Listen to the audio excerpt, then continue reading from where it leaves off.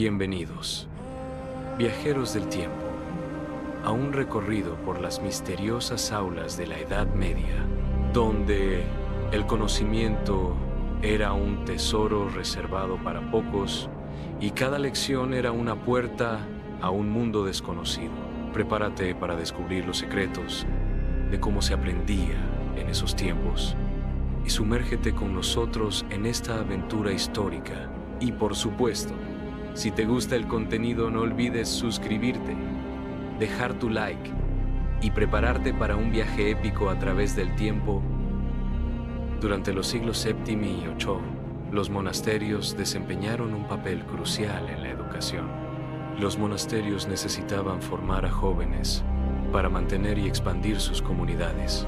Ofrecían educación incluso a hijos de campesinos, ampliando el acceso al conocimiento. Existían limitaciones en el ascenso jerárquico para los hijos de campesinos dentro de la estructura monástica. La educación monástica proporcionaba oportunidades, aunque con restricciones sociales implícitas. Los niños eran ofrecidos al monasterio por sus padres, a menudo desde los 7 años. Estos niños eran conocidos como oblatos. La ofrenda garantizaba su sustento dentro del monasterio. También aseguraba su educación religiosa y académica. Las familias nobles enviaban a sus hijos a monasterios y conventos. Esto incluía a los hijos menores sin herencia, también a las hijas sin perspectivas de matrimonio, y a aquellos considerados ineptos para la caballería. Estos monasterios servían como centros de educación. Ofrecían instrucción a aquellos que no seguían carreras tradicionales. Los hijos ilegítimos, independientemente de la riqueza de sus padres, a menudo eran enviados a la iglesia. Esto era especialmente común para los hijos bastardos de sacerdotes. El propósito era buscar la purificación a través de una vida religiosa. Se creía que la vida en la iglesia ofrecía una vía para la redención. Esta práctica era una forma de lidiar con el estigma social asociado con la ilegitimidad. El monasterio se convertía en un refugio y un camino hacia una nueva identidad. Las escuelas catedralicias fueron instituciones educativas importantes antes de la existencia de las universidades. Eran centros de aprendizaje avanzados para la época. Los niños comenzaban sus estudios en estas escuelas alrededor de los 7 años. El plan de estudios inicial se centraba en el canto y la lectura. Estas habilidades eran fundamentales para su desarrollo educativo posterior. La escuela de canto se ubicaba dentro de la estructura de la catedral. El enfoque principal era la enseñanza de melodías religiosas. También se instruía a los estudiantes en las letras de los himnos religiosos tradicionales. Los niños formaban una parte integral del coro de la catedral. Su participación en el coro era una aplicación práctica de su formación musical. En la escuela catedralicia, los alumnos se dedicaban al aprendizaje del alfabeto. Inicialmente, la lectura se impartía en latín, lengua predominante en la enseñanza. Este enfoque en latín perduró hasta el siglo XII, marcando una época en la educación. Posteriormente, se introdujo la enseñanza en la lengua vernácula, adaptándose a los cambios lingüísticos. Este cambio reflejó una evolución en la metodología de enseñanza, incorporando el idioma local. En las escuelas catedralicias, la enseñanza abarcaba diversas disciplinas. La lectura era una parte fundamental del plan de estudios. También se instruía a los estudiantes en la escritura, una habilidad esencial. La memorización y recitación de oraciones eran componentes importantes de la educación religiosa. Se impartían rudimentos de aritmética para desarrollar habilidades básicas de cálculo. En Inglaterra, el francés también formaba parte del currículo, reflejando influencias culturales y lingüísticas. Los niños en los monasterios seguían un horario riguroso centrado en la oración y el estudio. Se levantaban a medianoche para asistir a los servicios religiosos. Después de los servicios, regresaban a sus celdas para dormir un poco más. Se despertaban de nuevo al amanecer para comenzar sus estudios diarios. Esta rutina equilibraba la disciplina espiritual con la académica. El día escolar en el monasterio estaba estructurado en torno a períodos de estudio. Estos períodos de estudio se interrumpían regularmente para servicios religiosos. También se incluían comidas y momentos dedicados a la oración. El horario diario era riguroso, extendiéndose desde la madrugada hasta la noche. En las aulas monásticas, los niños se sentaban en bancos para recibir sus lecciones. La escritura se realizaba comúnmente en tablillas de cera. El uso de tablillas de cera era una alternativa económica al pergamino. El pergamino era costoso, lo que limitaba su uso en la enseñanza diaria. Las notas se registraban raspando letras en la cera con un estilete de madera.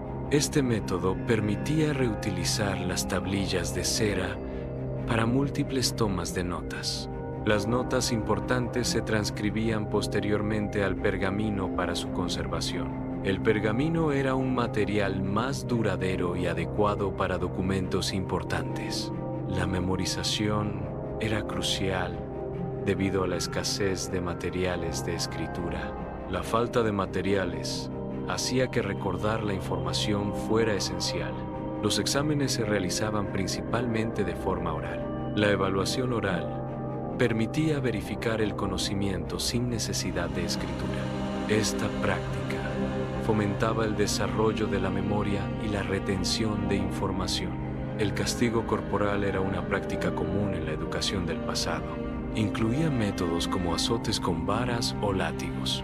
Se aplicaba a niños considerados negligentes o perezosos en sus estudios. El objetivo era corregir el comportamiento y fomentar la disciplina. Después de completar la educación escolar, un niño tenía varias opciones profesionales. Una opción era convertirse en clérigo, lo que requería dominio de la contabilidad. También era necesario tener habilidades en la escritura de cartas. Otra opción era convertirse en escriba en la iglesia. Este rol también implicaba habilidades de escritura y documentación. Ambas profesiones ofrecían caminos distintos dentro de la estructura social y religiosa. Históricamente, la universidad era una opción disponible para aquellos con recursos económicos. El acceso a la educación superior no estaba universalmente garantizado. La capacidad de asistir a la universidad dependía de la situación financiera del individuo o su familia. Además, el rango de temas disponibles era limitado en comparación con la oferta actual. Las disciplinas más comunes eran teología, derecho y medicina. Estas áreas representaban las principales vías de desarrollo profesional y social en la época. La enseñanza universitaria estaba intrínsecamente conectada al cristianismo. Las enseñanzas cristianas eran fundamentales en el currículo universitario. Esto reflejaba la importancia central de la Iglesia en la Edad Media. La Iglesia influía directamente en el contenido y la orientación de la educación superior. Las universidades tienen una larga historia, remontándose a varios siglos. En la Edad Media, las universidades comenzaron a surgir como centros de aprendizaje. En el siglo XV, Europa contaba con aproximadamente 80 universidades. Estas instituciones jugaron un papel crucial en la preservación y difusión del conocimiento. Algunas universidades admitían estudiantes a edades tempranas, como los 14 años. Las universidades medievales sentaron las bases para la educación superior moderna. La Universidad de Oxford experimentó un rápido crecimiento en su historia temprana. Este crecimiento se produjo tras un evento significativo en la educación inglesa. El rey Enrique II prohibió a los estudiantes ingleses asistir a la Universidad de París. Esta prohibición redirigió el flujo de estudiantes hacia Oxford. Como resultado, la Universidad de Oxford se expandió considerablemente en número de estudiantes e influencia. En la Edad Media, la reputación de los profesores era un factor clave en la elección de universidad. Los estudiantes buscaban instituciones con docentes de renombre en sus respectivos campos. La Universidad de Bolonia destacaba por su excelencia en la enseñanza del derecho. Bolonia era especialmente famosa por su facultad de Derecho Canónico y Civil. Esta reputación atraía a estudiantes de toda Europa interesados en estas disciplinas legales. John Leland fue un maestro destacado en Oxford alrededor de 1401. Su reputación se basaba en su profundo conocimiento y habilidades pedagógicas. Leland se especializó en la gramática latina, un campo fundamental en la educación de la época. También se dedicó al estudio y la enseñanza de la gramática inglesa. Sus escritos sobre ambas gramáticas eran ampliamente utilizados y muy apreciados. La popularidad de sus obras contribuyó a su renombre como educador y erudito. Robert de Sorbonne fundó el Colegio de la Sorbona en París. Estableció normas específicas para regular el comportamiento de los estudiantes. Estas reglas abarcaban diversos aspectos de la vida estudiantil. Entre las normas se incluían restricciones alimentarias. El objetivo era promover un estilo de vida disciplinado y enfocado en el estudio. Las restricciones alimentarias formaban parte de este régimen disciplinario. Sorbonne enfatizó la importancia de la discreción entre los estudiantes. Se esperaba que los estudiantes mantuvieran un comportamiento reservado. Se les instó a evitar hacer ruidos excesivos. El objetivo era no causar escándalo entre los transeúntes. La conducta de los estudiantes debía ser ejemplar y respetuosa. El respeto por el entorno era una prioridad para Sorbonne. La política de almuerzo escolar diferencia entre retrasos justificados e injustificados. Los estudiantes que llegaban tarde al almuerzo debido a razones académicas recibían una porción completa. Esto aseguraba que las actividades escolares no afectaran la nutrición de los estudiantes. Sin embargo, si el retraso era por asuntos personales, la ración se veía reducida. En estos casos, los estudiantes solo recibían pan como parte del almuerzo. Esta política buscaba fomentar la puntualidad y el respeto por los horarios establecidos. La Sorbona implementó regulaciones estrictas sobre el comportamiento de los estudiantes. Se prohibió a las mujeres consumir alimentos en sus habitaciones privadas. Se exigió a los estudiantes usar prendas exteriores cerradas y sin adornos llamativos. Estas reglas buscaban mantener el orden y la disciplina dentro de la universidad. Los uniformes escolares estandarizan la apariencia de los estudiantes. Al vestir de manera idéntica, los estudiantes se vuelven fácilmente identificables. Esta uniformidad facilita el reconocimiento inmediato de los alumnos. El uso de uniformes elimina las diferencias visuales basadas en la vestimenta. Esto contribuye a un sentido de pertenencia e igualdad dentro del entorno escolar. En el contexto universitario histórico, el uso de togas era una práctica común. El Colegio Español de Bolonia, fundado en el siglo XIV, implementó reglas estrictas sobre la vestimenta. Vestir ropa considerada de moda en ese colegio resultaba en una sanción económica. Esta medida buscaba mantener un estándar y evitar distracciones relacionadas con la apariencia. Las regulaciones de vestimenta eran una forma de control y uniformidad en la vida académica. El Colegio Español de Bolonia ofrecía vestimenta académica a sus estudiantes. Cada estudiante recibía una toga académica nueva. Esta toga estaba forrada con piel de oveja para mayor abrigo y distinción. Además, se proporcionaba otra toga sin forro. Esta segunda toga era del color reglamentario del colegio. Así, los estudiantes contaban con 2 togas para diferentes ocasiones académicas.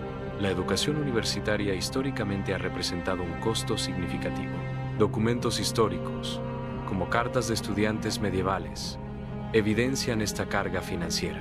Estas cartas frecuentemente contenían solicitudes de fondos a sus familias. El contenido de estas cartas revela las dificultades económicas que enfrentaban los estudiantes. Así, la asistencia a la universidad implicaba una inversión considerable desde la Edad Media. Un estudiante en Oxford se encuentra en una situación financiera precaria. El estudiante decide escribir a su maestro en busca de asistencia económica. En su carta, explica que ha agotado todos sus fondos disponibles. El estudiante justifica su situación mencionando el alto costo de vida en la ciudad. La solicitud de ayuda financiera se basa en la necesidad urgente debido a la falta de recursos. El estudiante insinúa necesidades no especificadas. Se mencionan a Ceres, diosa de la fertilidad, y Baco, dios del vino. Ceres simboliza la agricultura y la provisión de alimentos. Baco representa el vino, el placer y la celebración. La alusión sugiere gastos relacionados con placeres y festividades. Estos gastos no están claramente definidos, pero implican indulgencia. La ausencia de un campus centralizado afectaba la vida estudiantil. Los estudiantes residían dispersos por toda la ciudad. Esta dispersión generaba tensiones entre estudiantes y residentes locales. La falta de un espacio común dificultaba la cohesión de la comunidad universitaria. Las universidades medievales eran instituciones financiadas principalmente por la Iglesia Católica. Estas universidades gozaban de independencia frente a la autoridad municipal. Esta independencia implicaba que los estudiantes no estaban sujetos a la ley civil ordinaria. La exención de la ley civil otorgaba un estatus especial a los miembros de la comunidad universitaria.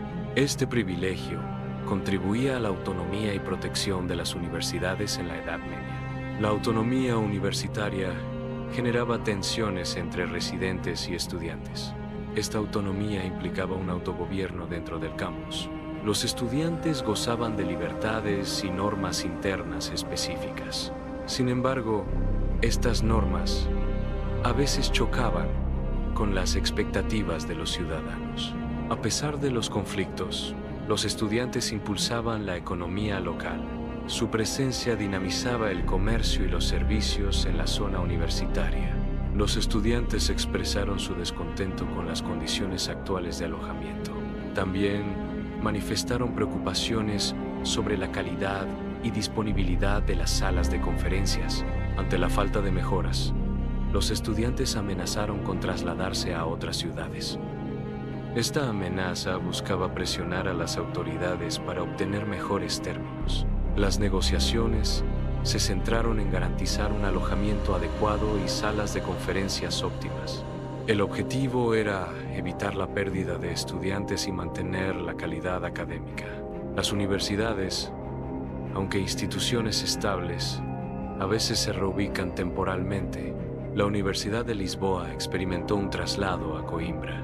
Este traslado fue una medida temporal en respuesta a circunstancias específicas. La Universidad de París también se trasladó durante 2 años.